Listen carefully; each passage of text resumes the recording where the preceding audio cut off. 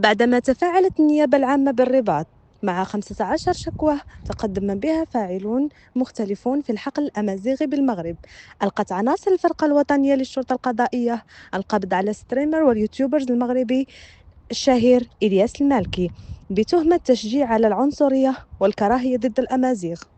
وشهدت قضية إلياس المالكي تطورات جديدة بعد تقديم شكاية إضافية ضده من لاعب كرة قدم سابق بتهمة السب والقذف.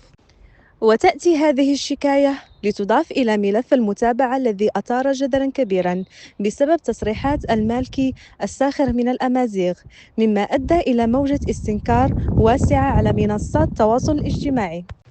في المقابل، تمكن المالكي من الحصول على تنازل من 15 فعالية أمازيغية كانت قد رفعت شكاوى ضده بعد جلسة صلح جرت مساء أمس بين دفاعه وأسرته ودفاع المشتكين، حيث اشترطت عليه تقديم اعتذار وإبداء الندم على ما تلفظ به، مما قد يساهم في تقليل حدة المتابعة القضائية، خصوصاً أن النيابة العامة في الجديدة كانت قد قررت تمديد فترة الحراسة النظرية للمالكي.